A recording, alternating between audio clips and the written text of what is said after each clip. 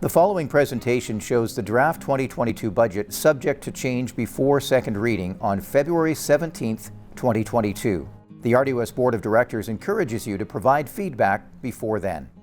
Here's RDOS Manager of Finance, Jim Zaffino.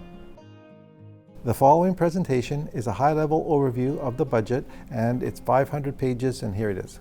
To view detailed budgets, please visit the RDOS Regional Connections interactive website. To review any of the slides presented in this video, please hit pause. The following slides provide information about the RDOS Legislative Foundation.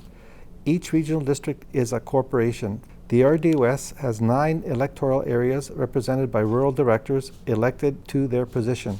The 6 municipalities represented on the board appoint their members. Regional districts are not taxing authorities. Regional districts do not tax municipalities. Regional district taxes are based on the services, not the location. Some regional district services are legislated, including general government, solid waste management plans, and E911 telecommunications. Most regional district services are by choice. Property in a rural area will receive their tax notices from the Surveyor of Taxes, and the taxes are paid to the province. The following slides cover taxes. To review any of these slides, please hit pause. The following slides provide information about the RDOS budget structure. A regional district is different than a municipality. Regional districts create a separate budget for every service it operates. For the 2022 budget, the RDOS has 156 separate services and therefore 156 separate budgets. Separate budgets ensure only those who participate in the service pay for the service. The budget process launched in October 2021. The budget includes approved change requests. Budget workshops were held November 5th and 9th, 2021. The provincial legislation requires the budget to be adopted by March 31st, 2022. The following slides provide information about RDOS services. You can hit pause at any time to review the slides. You can also visit RDOS Regional Connections to view detailed budgets. Regional services are services where the majority of the electoral areas and municipalities participate. For regional services, all properties in the municipality and electoral areas contribute. Regional services include heritage, conservation, corporate facilities, legislative services, and regional trails. Rural services are services where the majority of the electoral areas participate. For rural services, all properties in the electoral area contribute. Rural services include animal control, electoral area administration and planning. Shared services are services where only those participating in the services pay for the shared services. Local services are services where only a defined group of properties within an electoral area participate. Examples include fire protection and water systems. Staff begin building budgets for each service in October. The 2022 budget is prepared along with the additional 4 years. New requests or changes come forward as program change requests. If approved, the item is added into the draft budget. The official title of the draft budget is 2022-2026 5-Year Financial Plan. The board can make changes to the budget up until it is adopted. Feedback from public consultation is presented to the board along with the Budget Bylaw for second and third reading and adoption. By legislation, the budget must be adopted by March 31st, 2022. This presentation is in regards to Electoral Area F. It talks about the 2022 budget at first reading. This slide shows the assessments that are for Electoral Area F, and that for 2022 it's 2.5%, fairly consistent, higher than the 2.34 in 2021.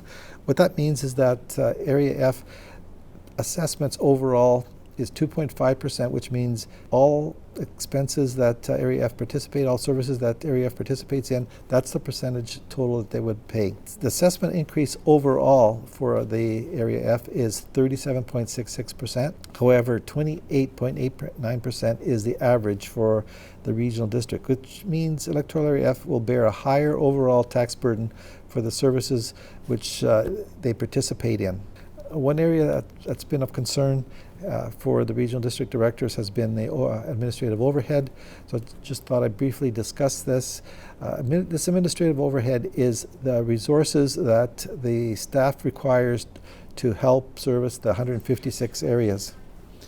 So in this case here, human resources are involved, legislative services, finance, corporate services, and information services. So whatever support costs are needed to keep the doors open, so to speak, that is what we're trying to redistribute amongst all the services. This is just a comparison of those administrative services support costs. As you can see, information services has the largest increase. That's mostly because we're updating the hardware and software. We need to keep the doors open. That's something that's important. And a good example of what the administrative overhead would be let's say the licensing costs, the hardware costs, the software costs. But however, as far as the wages are concerned, we try to distribute them as accurately as possible to the services directly.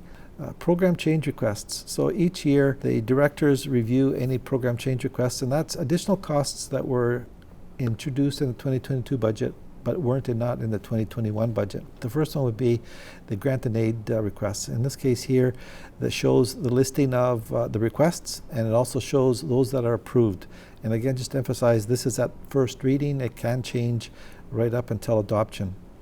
Other change requests would be program change requests, where the staff does a business plan to show that additional staffs are required, or the service level increase is required for various reasons. In this case, it shows the actual services that are affected, the reason, and the costs per year for the next 5 years, so that the board doesn't get any surprises in the future years.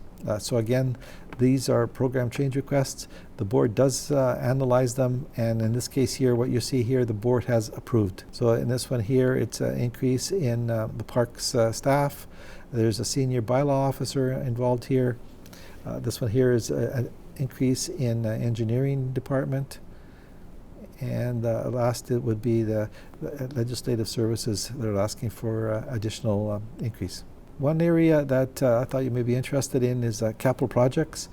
Throughout previous years, you would have been taxed for, and money would have been transferred to capital reserves or operating reserves. This slide shows the capital projects that were funded previously from reserves that you had paid for in other years. The tax requisition does not include anything in these capital projects. They all fully funded either through reserves, donations, or grants. And the first two are emergency call system and building inspection software. This one here is regional trails, and you can see the different trails and the costs that are estimated for the capital projects.